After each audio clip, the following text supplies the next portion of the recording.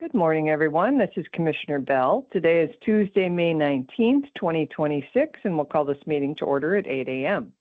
Before we get started, I'd like to remind everyone to mute your phones. You can do this by pressing star 6. Please unmute yourself when called to speak, again pressing star 6. It's very important for all others to remain muted. Thank you. Well, I know we don't have Commissioner Scar with us this morning, so I'll say good morning to Commissioner Fournier. Good morning, Commissioner Bell and everyone else. We also don't have Eric Swanson from Adventist Health Tillamook, so we can jump right in with the Coastal Caucus, and I believe I heard Senator Weber on just a minute ago.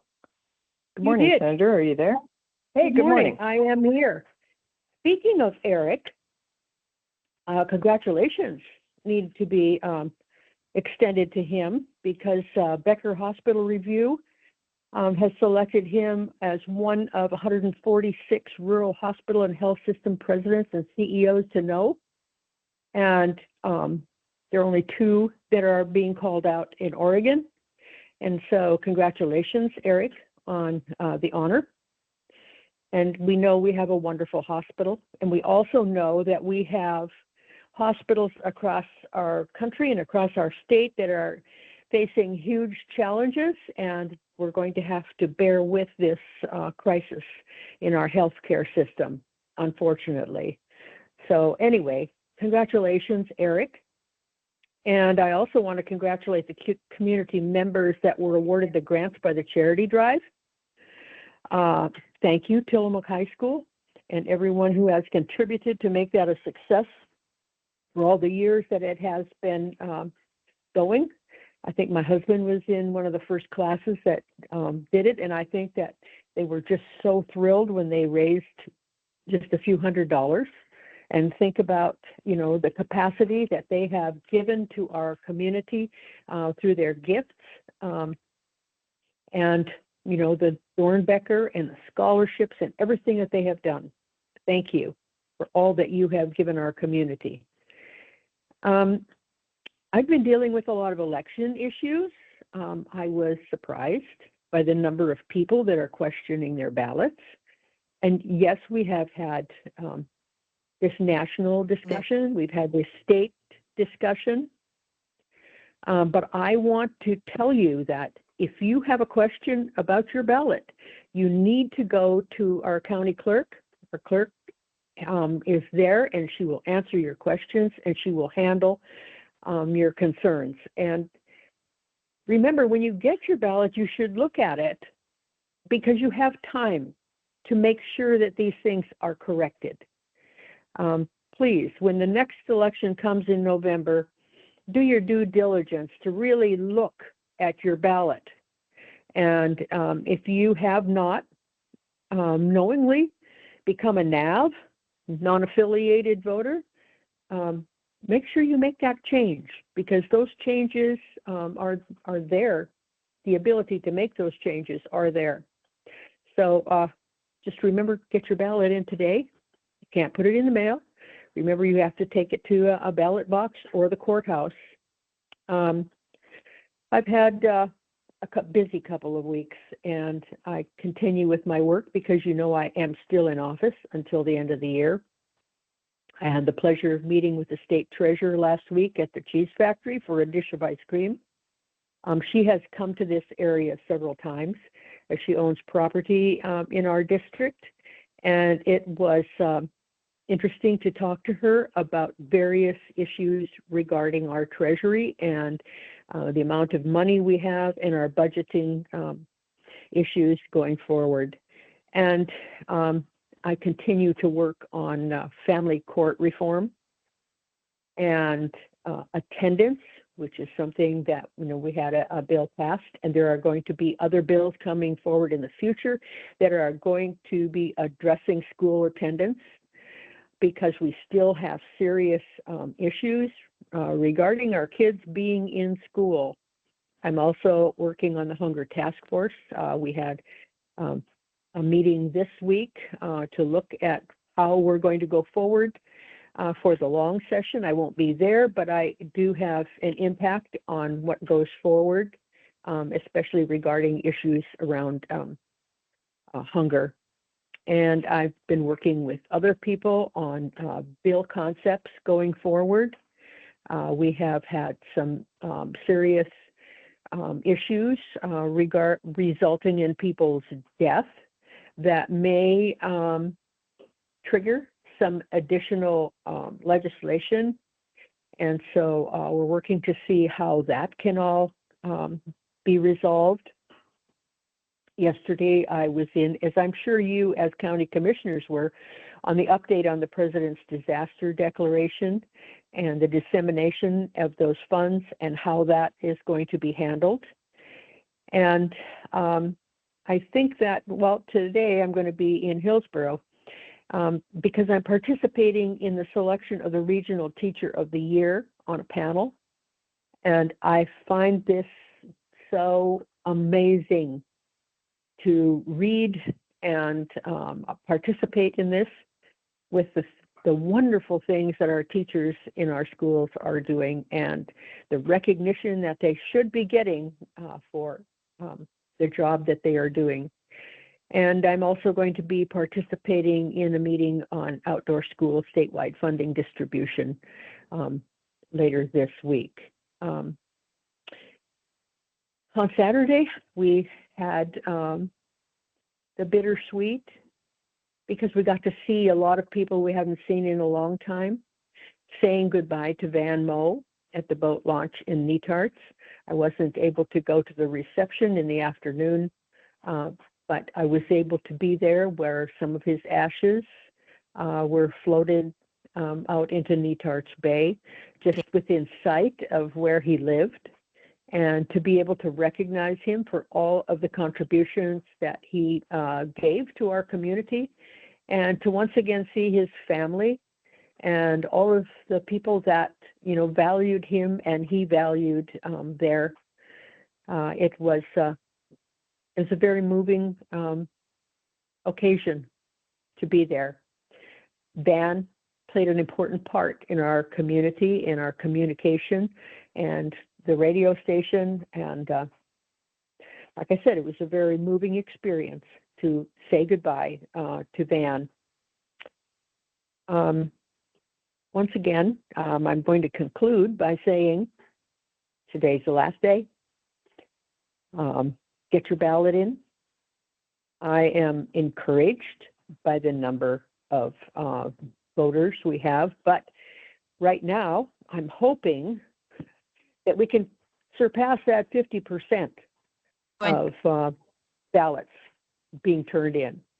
So thank you for the opportunity this morning, and hope to see you all soon, and good luck to all of the contestants in the races. Thank you, Mary Faith. Thank you, Senator.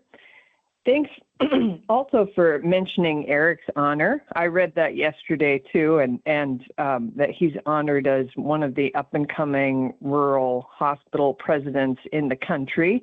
And I was thinking about how many, what a well-deserved honor it is for him. Truly, he's extraordinary, and his cool story that hopefully we can get him to tell on this in this meeting at some point about. His mom was a nurse, and I think a nurse anesthetist at Adventist Health, and they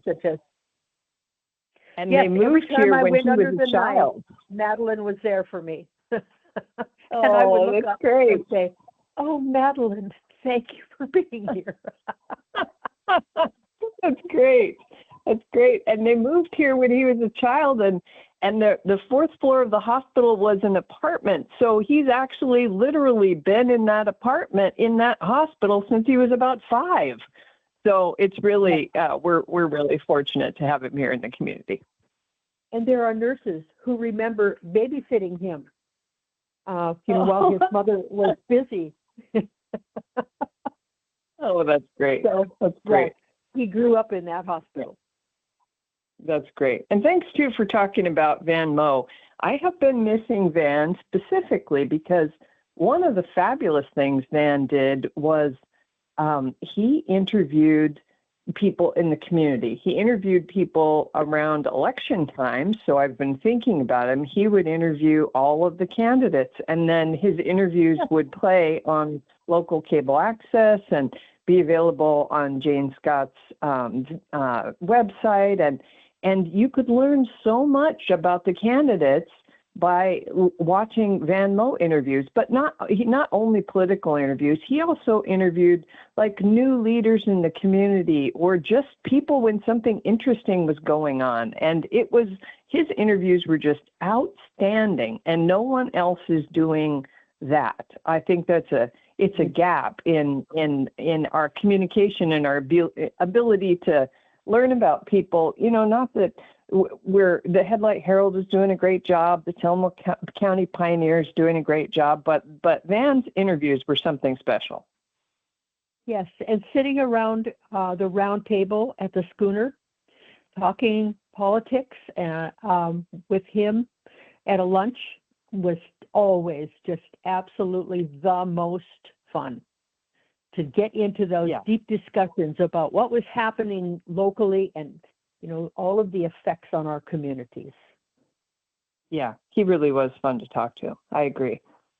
Well, I'm glad you were able to be there for the spreading of his ashes. That's great.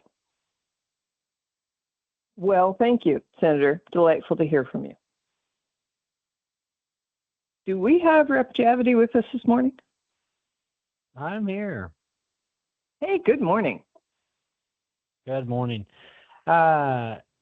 Thanks, Senator Weber, for your update. Always good to hear what you've been working on and for all your hard work. I also wanted to just piggyback on our honoring Van Mo. He was fantastic and somebody who I got to interact with a few times. Very kind, very knowledgeable about our community, someone who loved Tillamook and loved the coast. And you could tell, like you said, just the way he treated people and the way he spent time trying to understand what was important and wanted to see our community grow. And I was sad when ultimately they moved to California there towards the end to be close to children, which makes complete sense, but still a big loss for our community. And how special to have him come back or his remains come back and become a part of Tillamook County, where he had spent so much time. So that was touching. On to other issues that I've been on my radar this week, talking a lot about homelessness. I was up at a panel in Clatsop County this Sunday, and the topic was youth homelessness. And I thought a few interesting facts I'd share with everybody here around that. We have in the United States of America, every January we do a point in time update where every community in the country goes out and starts counting people to see who's sleeping on the streets, who's in shelters, and we add all those up. There, in the last count we did, there were 771,000 homeless people in America. And now that is high, but it's actually a lot higher because than what we count, because we don't count people who are doubled up in people's homes or couch surfing or sleeping in cars. And when we look at those numbers, the number actually explodes to some 3 to 10 times as high as what we're actually counting on a single night. So homelessness continues to be a major problem. And the biggest cause is the lack of affordable housing. In Oregon, or in the country, before I get to Oregon's numbers, we have 250,000 families are homeless. And of that, 150,000 children are homeless right now. Now, in the rest of America, 90% of those homeless families are sheltered, and so are those children, except in Oregon. In Oregon, 56% of the children and families are not sheltered, which is an eye-popping number. There are 4,000 children in Oregon that aren't in homes, that are living homeless day to day. And in our communities right here on the coast, Clatsop County has the highest per capita homeless rate. Almost 1 in 40 people are homeless in Clatsop County. And so the coast in Oregon continues to be a problem because for homelessness, because we just don't have the housing where people can live. For every 100 people who need affordable homes because they make less than the federal poverty level, 100% of that, or even up to 200% of that. Of every 100 of those families, there's only 38 homes available that would even fit their income needs. So we have 62 people out of every 100 who just can't find any homes. And so as a result, we have our homeless crisis. And it's not just the folks who are sleeping in tents. They're right around us, our neighbors. And so we continued as a state and as communities look for ways to increase the supply of housing. We need to do more with our zoning laws. We need to reform those and make it so that we can cite places for people with duplexes and triplexes and apartment buildings throughout our communities. And we need to ease up some of our land use laws so that we can make that possible. So this will be an area we continue to spend some time on, especially on the coast where we desperately need more housing. I went up to the Pelican Pub yesterday and met with Darren Welch, who's their head brewer and been the chief brewer there for more than 30 years. And we talked about their Rockaway Beach facility and the good work that they're up to. It's a beautiful location. If you haven't been there, it's just right on 101 there, and just across from the Tiebreaker. So it's on the west side of the railroad tracks, and good food, and of course good drinks, and it's their fourth location now.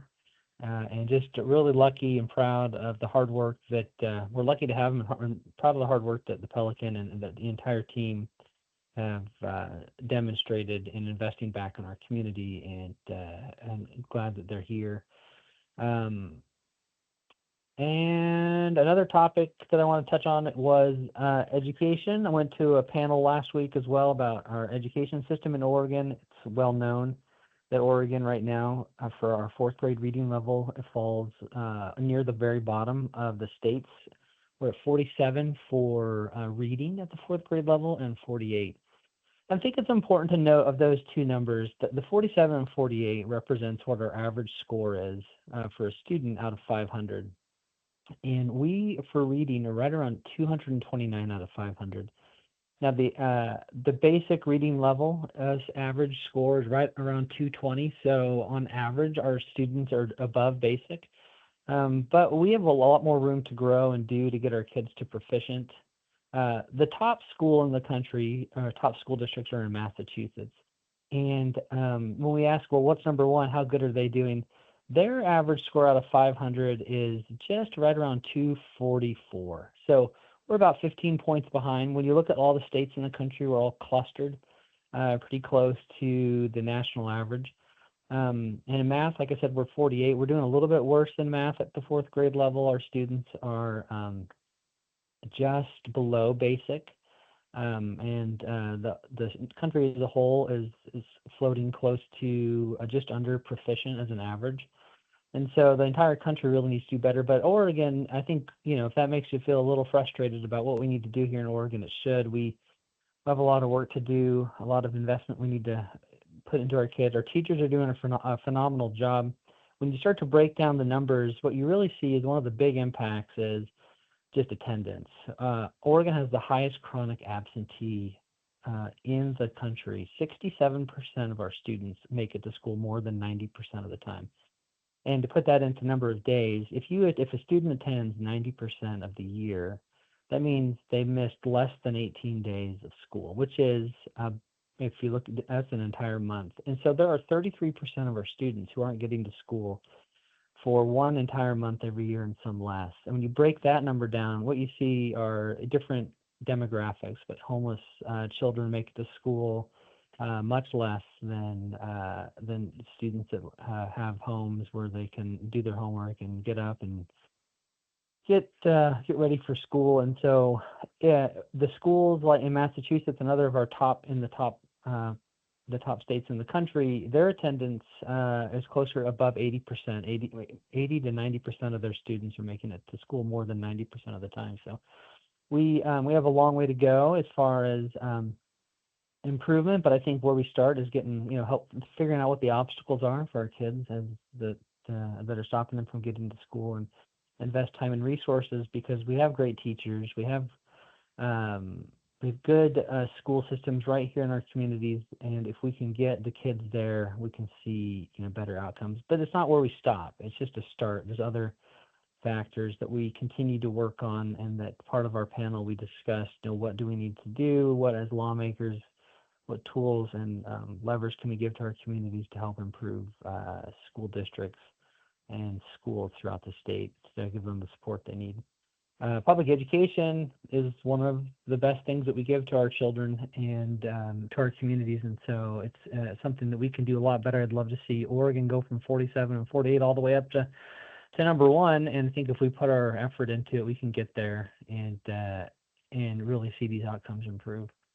Aside from that, I just wanted to put a finer point on that today is the last day to vote. It's May 19th. This is the primary election, and in Oregon, as Senator Weber was pointing out, and we talked about a couple weeks ago, it's a closed primary. That just means that if you're not registered with a certain party, you're not going to see candidates that aren't registered in that same party. So Republican voters will see Republican candidates, and likewise for Democratic voters. And if you're a non-affiliated voter, which almost 50% of Oregons are now non-affiliated, that means you're not going to see Republican or Democratic candidates on your ballots. You will in the general election in November, but right now as we're selecting candidates to run in each of those parties, the field you'll see is a lot narrower. Now, that's something we might change in the future. We might open it up for our non-affiliated voters to be able to see all the candidates so they can vote as well, and at least choose to vote in one of those different primaries. But for now, your ballot will look different than someone else's ballot, depending on which party you're in. And so it's important, if you have any questions, like Senator Weber said, talk to your clerk. Our clerks are fantastic. They are going to be working overtime, and they have been for the last few weeks, and they will be tonight, to get all those ballot counts in. Generally around 8 p.m. is when we'll start to see the first results. And so good luck to everybody who's running for election or re-election, and know that we're all thinking of you, and we'll be paying attention. Some interesting statistics before I wrap up here on our election system, on voter turnout. As of last night, the highest county in the state for voter turnout was Wallowa County, with 47% of voters turning out to vote. The lowest was Multnomah County. They were at 20%. The state average is 25.6% of voters have voted as of last night. So 75% of Oregon voters have chosen not to vote yet. I assume we'll see a lot today, but to bring that home to our district, Clatsop County, 29.3% of voters have turned out, and Tillamook has edged out Clatsop County by 4%. So Tillamook, 33.1% of Tillamook voters have turned out to vote or sent their ballots in as of last night. And like I said, we'll see a big dump of votes tomorrow. So out of the 3 million voters, 3.1 million voters in Oregon, we have almost 800,000 that voted, which means there's a lot who chose not to participate in the election, which always has means that their voices aren't getting heard. And so do what you can today. Get your ballots filled out, drop them in the ballot box, take them to the county clerk's office. You have till the end of, I think, 8 p.m. today to get those turned in. And then wait for the results. So good luck, again, like I said, to everybody. And that's my update for the week. Thank you so much, Representative. Great to hear from you this morning, and thanks for those reports. I read statistics recently about how Oregon's school systems were struggling, but I did not realize that we had the lowest attendance in the nation. So that's distressing. And I was thinking, while you were talking about that, I was thinking back to math in particular. That math is a series of stepping stones that if you don't get every step, it's hard to keep up. And so that makes me feel bad for our students. Yep, I think that's important. Especially at that age where it's so foundational, and they if they fall behind then, it's harder to catch up later. And if they're not there at the school, it's hard for them to learn it in the first place. So we definitely have a lot to do. And Oregon has one of the shortest school years in the nation right now. So the fact that our kids are quite getting the average length of a school year, but then that some are missing even more time really puts our students at a disadvantage by the time they finish 12th grade. And there's some estimates I saw out there, just as an interesting aside, that some students in other states with longer school years or more school hours do the equivalent of almost 3 more years of education by the time they get to 12th grade than Oregon students. So fact or fiction, I think that's probably closer to fact there. I have to narrow down the exact number, but there's a lot we can do to help our kids and get those learning outcomes up. Well, thank you very much. You're welcome. Let's move on now to Tillamook County Community Health Center and Camille Sorensen. Good morning, everybody. Good morning. May is Melanoma and Skin Cancer Detection and Prevention Month. Skin cancer is the most common type of cancer in the United States, affecting over 3 million Americans per year. Melanoma, the deadliest kind of skin cancer, is most frequently caused by overexposure to ultraviolet rays from the sun. And yes, this can even happen here on the coast, except today we can believe it. With Memorial Day next Monday, often considered the unofficial start of summer, it is important to take action to protect your skin. If you have a skin concern, Dr. Westrom, our seasonal dermatologist, will be back in Tillamook this summer. Dove Rainbow and Dr. Westrom will begin seeing dermatology patients on July 15th through October 21st at our Main Street clinic location. If you're interested in making an appointment, you can call 503-842-3900 to get on the dermatology schedule. Next May is also Wildfire Awareness Month in Oregon, which is a crucial time to focus on preparing for wildfire season. This initiative, supported by the Oregon State Fire Marshal and the Oregon Department of Emergency Management, emphasizes creating defensible space around homes to reduce wildfire risk and participating in community preparedness activities. Additionally, the Oregon Health Authority highlights the dangers of wildfire smoke, which can cause serious health issues, especially for individuals with chronic conditions. Reducing exposure to smoke by staying indoors, using air purifiers, and following local air quality advisories can help protect your health during wildfire season. As Memorial Weekend often brings more visitors and prompts more outdoor activities, please follow state and local regulations and rules on any fire size, fuel, and proper extinguishment. And remember, fireworks are prohibited year-round on all Oregon beaches and Oregon State Park property. Again, Memorial Day is coming up on Monday, May 25th, and the Tillamook County Community Health Center clinics and offices will be closed on that day in observance of the holiday, honoring the men and women who died while serving in the U.S. military.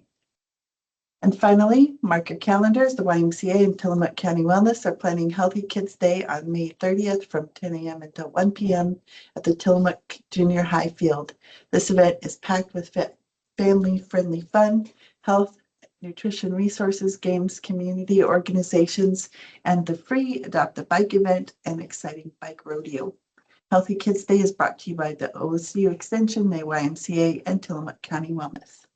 And that's my report for today.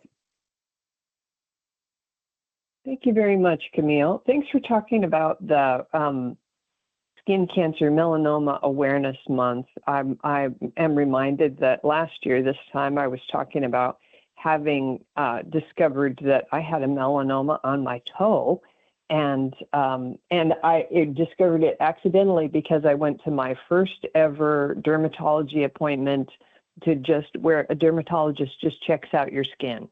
I had never done that before. I did it on my doctor's recommendation, and lo and behold, I had a melanoma on my toe. So I've said this before, and I'll say it again, that early detection saves lives. So I encourage people to schedule an appointment with the dermatologist when that person starts working here. It's a wonderful access opportunity for Tillamook County to not have to leave the area to see a dermatologist.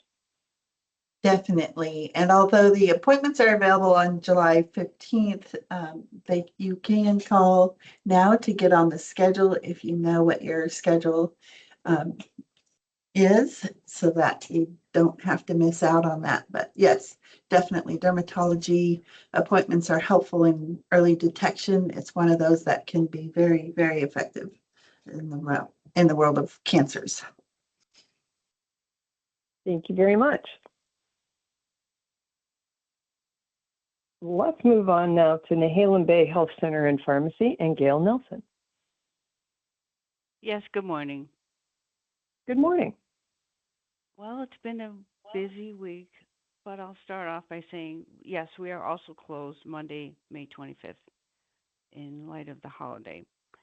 And last week, as some of you may know, we arrived to find a significant water leak on the first floor, caused overnight by a failing plumbing connection. I would like to also take this moment to express our appreciation to the Nehalem Bay Fire and Rescue, Wheeler Public Works, ServPro, and members of staff who all responded very quickly and effectively. But you're probably wondering what's going on still. But last week, the water spread across the entire first floor, and that means exam rooms, reception, hallways, and pharmacy had damage. ServPro came in right away, dehumidifiers, air movers, something I've never experienced. And this week, the waterlogged baseboards and drywall were removed to finish out the drying process. And the procedure room, if you've been in the back, and one of the bathrooms is where the most significant damage occurred. And they're already taken down to the studs. They have to have a full rebuild. I'm almost done. We responded immediately. The pharmacy and dental remained open. The medical side adapted quickly within a couple of days. We showed up every single day. It was pretty challenging. But restoration work is still in progress. We're resuming more services and expect to return to normal operations in the coming days. We're grateful for the patience and support of our patients and community. And the good news is this did not happen in the winter, and it was only contained to the first floor. And that's it today, unless there's any questions. Thank you, Gail. I'm so sorry that happened with your beautiful new building. I assume it's under warranty, but nevertheless, it had to be extremely traumatic, and I'm sorry for you that happened. Thank you. I was talking to a gentleman just yesterday, and he says it's actually not too uncommon. If something's going to happen, it will happen either in the first year or, of course, much later on when the facility starts aging. And this is the one. Well, I'm glad you had so much good help and were able to address the concerns right away. And I echo your thanks to the community for their patience. I know people were concerned for you and of course sympathetic. Well, thank you. It's coming together, so I appreciate it. Great. You're welcome. Okay, well, let's move on to Tillamook Family Counseling Center then, and Amanda Bunger. Hello, everyone. Yes, as a reminder, TFCC will be closed on Monday as well. But today I wanted to highlight a special event that we are having for our Spanish-speaking families. It is La Noches de Padres, which will be held on May 21st from 6 to 7:30 at the Tillamook Bay Community College.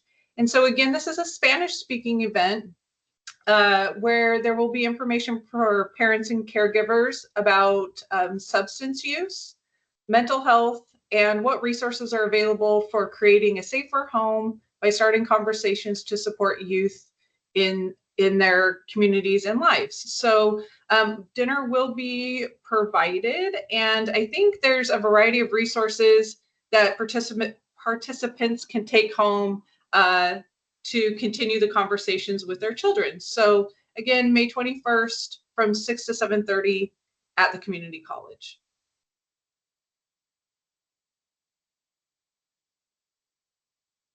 Thank you, Amanda. That sounds great. I'm glad you're Yeah, doing that. anytime we can reach out to our Spanish-speaking community partners, we are more than happy to do so. Wonderful. Thank you. Thank you. Let's move on now to emergency management and Randy Thorpe.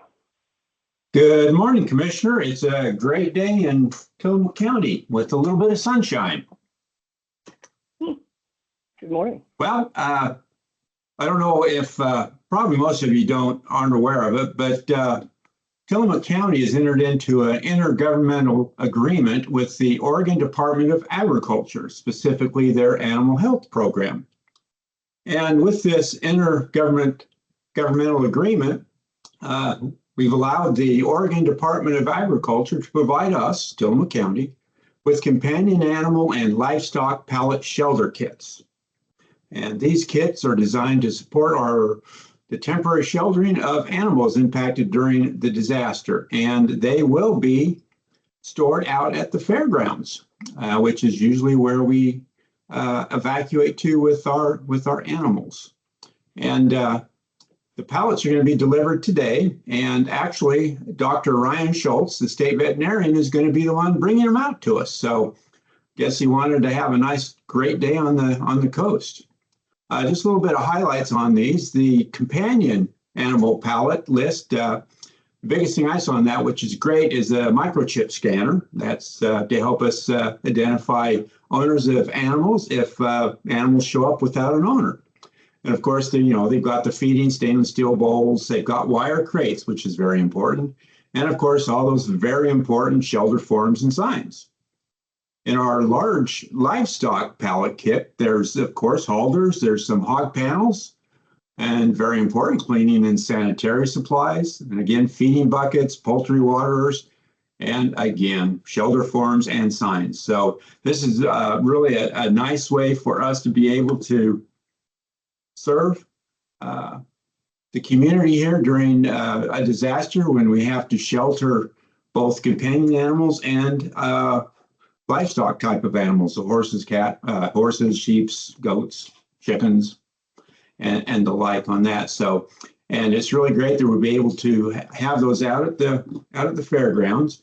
And this is a good start for us to have everything that we need right there in place. So we're not having to struggle and search everywhere to find what we need. So it's a great opportunity, and I'm kind of excited that we're going to have this type of equipment and supplies here to help us during any time of need. And with that, I will turn it back to Commissioner Bell. Thank you, Randy. That is really good news. We've had the experience of having to evacuate animals before, and of course people don't want to, if people are displaced, of course they don't want to not be able to take their beloved pets. The animal displacement can be for larger animals also, but our pets are our family members. So I think this is it's wonderful that we'll be able to provide that service for people if they need it. So thank you. You bet. And thanks to Randy also for aggressively pursuing grants. Randy is particularly talented at pursuing grants that bring opportunities to Tillamook County that we simply couldn't afford. So bravo, well done. Let's move on to the Board of Commissioners. And Commissioner Fournier, good morning. Good morning. Well, I guess I'm just going to echo what's been said. I just wanted to acknowledge the loss of Van Moe as well. And also on Saturday, I was unable to attend, but there was a celebration for longtime 911 dispatcher Lark Houseworth, who's a great friend. And first met her when I moved here in 1995. And she would come out to the fire departments and train us on how to talk on the radio. So she will be missed. It just reminds me with Van and her passing that, if you lived here long enough, you end up losing some really, really important people that really make a difference in this community. So also to mention Eric Swanson on his recognition. Also, Lark loved Eric, and so that's another connection there. It's a small town. We're all small community, and we're all really connected. I just wanted to remind folks again. I know that a lot of voting it's on everybody's mind, and everybody's been talking about this morning. Um, I wanted to talk to Senator Weber mentioned people calling with complaints about their ballots or problems with their ballots, and she reached out to me, and I was able to rectify one of the problems. And I actually, while I'm on this call waiting for my turn, I got a text from someone they said they got the wrong ballot. Folks are saying that they're getting non-affiliated ballots when they've sworn they're registered. And the one I checked, for Senator Weber, the person swore that he had been registered Republican, but he had registered as a non-affiliated back in 2008, and only recently changed his party, but he did it past the April 29th deadline. So it doesn't count for this election. It'll have to be after this election is certified in November, that person will be able to vote as a party Republican. So I just want to say the one thing I did find out and I wanted to share is if you go to the clerk's office today, if you have a problem, you want to see how your registration record, they actually have digitized images of I went in and checked mine, and I was surprised, and I had forgotten when I had switched from one thing to another thing in the past 25 years.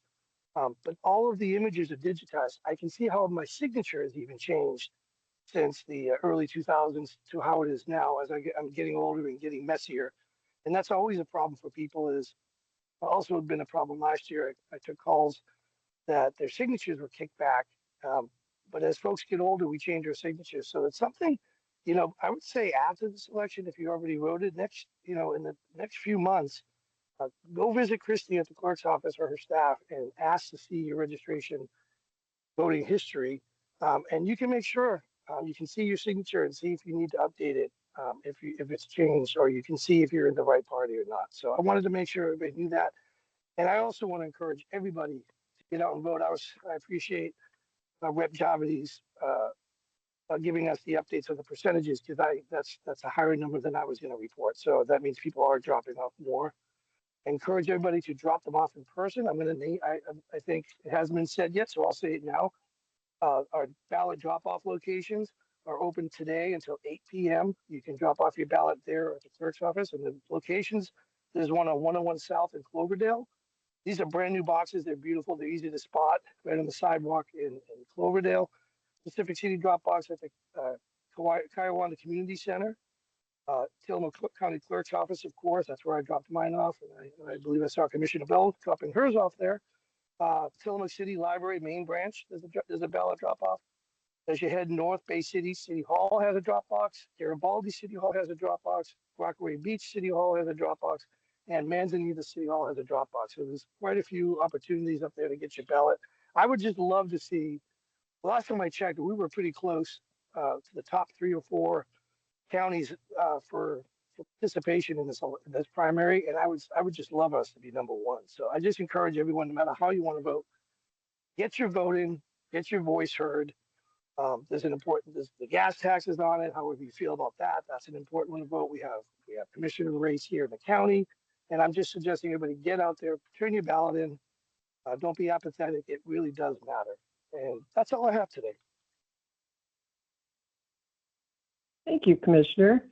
I appreciate you listing off the ballot drop box locations, because people have been asking, and so that's super helpful. It helps me to think of them as 5 of the cities. They're at 5 city halls and a couple places in South County, so that's super helpful. Thank you. And I wanted to talk a little bit about, I had a meeting yesterday with the director of COLPAC, which is the Columbia Pacific Economic Development Council, and that's a regional group, and the director and new program manager for COLPAC had come to Tillamook County and met with me, and it was an encouraging conversation. So I just wanted to share with people very briefly that that we were talking about Hangar B. They were headed out to, after they met with me, they were headed out to the Port of Tillamook Bay to meet with Michelle Bradley and see, what the possibilities are for help with Hangar B, particularly for help with the repair, the hanging piece that's dangerous in Hangar B. So I was appreciative that they're taking an interest in that. And we talked about Highway 6 and the economic impacts to local businesses, because Highway 6 is our main transportation hub, of course, and to get back and forth to the valley, not only for individuals, for people, for health, for people going to the valley for doctor's appointments, but also, of course, for industry, for our businesses. So we talked about that. We talked about the blue economy, the potential for using fish byproduct that other parts of the world, Iceland, for example, other parts of the world are doing a phenomenal job of using all of the parts of fish. And so the Oregon Coast, people in economic development in the Oregon Coast have been studying that, and there's work happening to figure out how we can best move forward in that. Because if you think about, how much of the fish is just thrown away, is just disposed and wasted here, it's a lot. So that was interesting to talk about. And also near space out at the Port of Tillamook Bay, there's extraordinary opportunity at near space, and they could be a high-tech industry hub. So we talked about attracting more businesses to the Port of Tillamook Bay that would also use that airspace and do business with near space. They could be the anchor. And so it was really a terrific conversation and encouraging. I just wanted to share with the community that there's a lot going on. There's a lot of good things going on, and including economic development in our community and people working on that. Our community is as healthy as our economy. And so I was happy to have that conversation yesterday and to be working on those issues. And I also just wanted to mention that I have heard from a number of people recently that they attended the Neahkahnie High School drama production of Fahrenheit 451 and how outstanding it was. And so that is making me think of our outstanding high school students. Not only in Neahkahnie, of course, all over the county, but we really just have some very talented kids and very talented teachers who are leading them. And so I'm grateful for that. I'm grateful for the opportunities for our kids in this community. And with that, I will stop and move on to the cities, starting with Manzanita. Good morning, Commissioner Bell and Commissioners. This is Linda Kozlowski. I'm a stand-in for our mayor today. Can you hear me? We can. Good morning, Linda. Oh, good. Thank you. I have a good report, or a pretty exciting report for Manzanita. There's lots going on here today. As you may know, our city manager has taken a job with the state, and we will really miss her a lot. She was great. We have hired a search firm to help us identify our next city manager.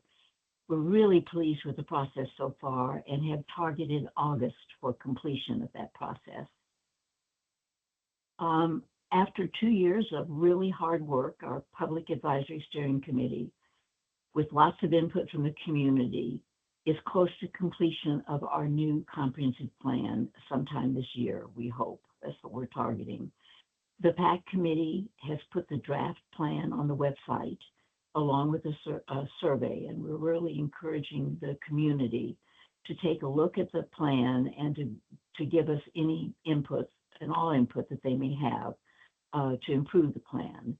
Once we have received that input, we will have a joint meeting with the Council and Planning Commission And then ultimately with the Planning Commission, and hopefully by November, the plan will be reviewed and finalized by the City Council. By the end of this week, we will have finished the Classic Street paving project, thanks to a grant from the state. And because we were able to add water infrastructure, this project has allowed us to increase our capacity in the southeast area of Manzanita, which then made it possible for our 60-unit affordable housing project as well. We recently received, thanks in large part to Commissioner Bell and Randy Thorpe's support, 2 40-foot storage containers for emergency preparedness supplies. The containers are fully equipped, insulated with security systems, emergency communications, Starlink, and so much more. The investment in our community was made by the Oregon Department of Resilience and Emergency Management, or OREM. Wheeler and Rockaway also received the containers worth $260,000. This is a major step forward in terms of preparation for our community, and it's a wonderful example of a long-term partnership with the county, with the Oregon Emergency Management Division, with Orem, Dogami, and the Emergency Volunteer Corps of Nehalem Bay. Manzanita is thrilled with the partnership and delighted that we were able to receive such a thoughtful and useful investment in our community. And with that, that's the report from Manzanita. Thank you so much, Linda. Thanks for being with us this morning. My pleasure. Do we have anyone on the call from Nehalem or Wheeler? I know we don't have Mayor McNeely this morning from Rockaway Beach. He is on vacation. Do we have anyone on the call from Garibaldi? How about Bay City? Yes, good morning. This is City Manager McCall. Good morning. Okay. So just a quick update. Last week at our city council meeting, a couple of things that came out of it. The council approved construction contracts with 2 firms, so we can move forward and have pre-construction meetings and then get started on the water line upgrade project along Alderbrook Loop, and also constructing a new water reservoir on Juno Hill. We expect construction on both those projects to kick off in June. And this is a really good, big project we've been planning for a long time, and it's going to be very beneficial to our regional water system. Council also discussed some changes that were proposed to our code, and decided to spend some more time working on the landscaping, open space, and street cross sections, parts of that. And so they divided it into different work groups, and work will start on that in the next week or so. And so keep an eye out for community meetings that will be held on those to discuss how we want to make changes in our code. And I think last for the moment, so 2 things. One, next week on Tuesday, we will have our coffee with the mayor and city manager at 9:30 here at City Hall. And last thing, the playground at Al Griffin Memorial Park is currently closed. We have removed the old playground equipment that was there, and expect to start installing the new equipment next week. So exciting project for us coming up, and temporarily there's no playground available at that site. That's all I have for you. Thank you. Thank you. Let's move on to the city of Tillamook and Sean Lewis. Good morning, Commissioner. Good morning. So our city council, for the city of Tillamook, last night we've had several discussions regarding downtown parking. We actually had the downtown parking summit for our business community at the Coliseum Theater, and we're grateful for the theater for allowing us to use their space for a couple hours last week.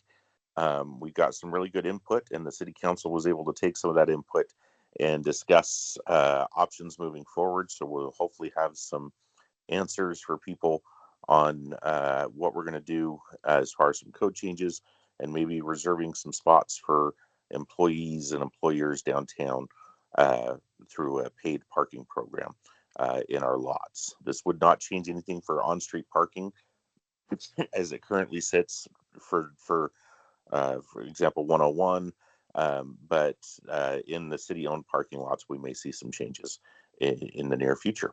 Want to remind everybody that it is budget season.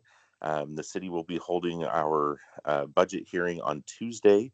The TURA, the Tillamook Urban Renewal Agency, will hold theirs at 5:30, and then at 6 o'clock, the City Council will meet for their budget hearing. And just on the topic of the day, I had opportunity yesterday to sit in my truck for a couple minutes while I was eating some lunch, getting back to the office, and I sat for about 10 minutes and just watched car after car after car come up and drop off ballots yesterday. And it made my heart warm, and it was almost like watching a parade, seeing all these people come up and just take 3 seconds, drop off their ballot, and move on. And it was just great to see so many people exercising their rights and taking on opportunity to vote for their representatives. So just encouraging everybody to get out and vote again today, just as the final word. Thank you so much, Commissioner. We appreciate your time. Thank you, Sean. And I will just echo your sentiment. It is not too late to vote. I talked to a number of people yesterday who had ballots on their counter or on their table. And you know, a lot of people wait until the last day to vote, which is fine. But if that's you, please get your ballots in today before 8 p.m. And I will thank everyone on this call. Thank everyone for participating. Thank everyone for listening. And thanks to KTIL, as always, for broadcasting this call. This meeting is adjourned at 8:57. Have a great day, everyone.